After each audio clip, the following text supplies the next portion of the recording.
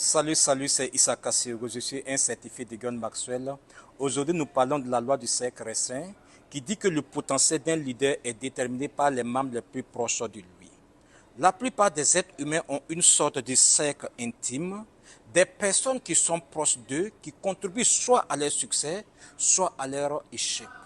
Cependant, beaucoup de personnes ne font pas preuve de stratégie lorsqu'il s'agit de choisir les membres de leur cercle restreint. Peu de gens réfléchissent profondément à l'impact de leurs proches sur leur efficacité ou bien sur le potentiel de leur leadership. Nous avons naturellement tendance à nous entourer par des personnes que nous aimons le plus ou bien les personnes avec lesquelles nous nous sentons plus à l'aise. Mais laisse-moi vous dire que les personnes qui n'apportent rien d'autre que la facilité et le plaisir ne peuvent pas vous aider à réussir dans la vie.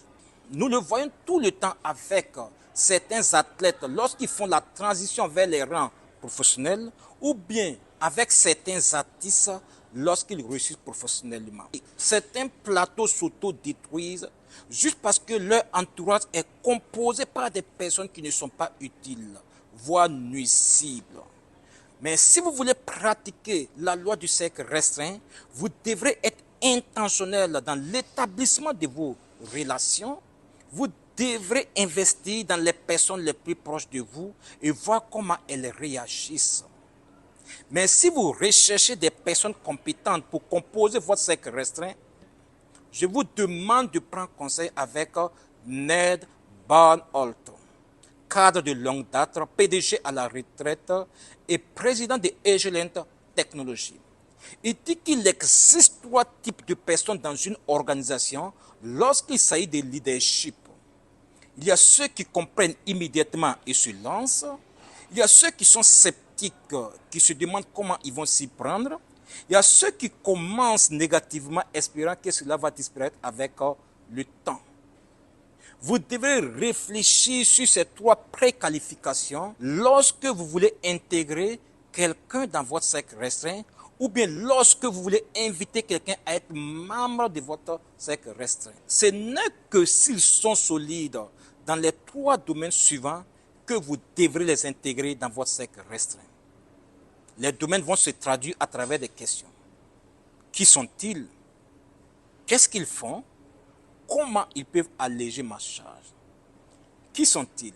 Toute personne qui doit être membre de votre cercle restreint doit avoir un bon caractère et partager les mêmes valeurs.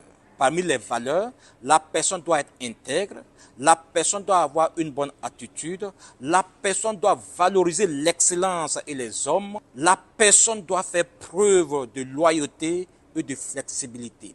La liste est longue, mais en fonction de votre réalité et de votre contexte, vous pouvez ajouter d'autres valeurs. Qu'est-ce qu'ils font? Toute personne qui doit être membre de votre cercle restreint doit être fantastique dans tout ce qu'elle fait. Sa contribution doit être aussi utile et bénéfique au leader, au cercle restreint, mais aussi à l'ensemble de l'organisation grâce à ses talents, ses compétences et ses capacités. Le 3e domaine, comment la personne peut alléger ma charge.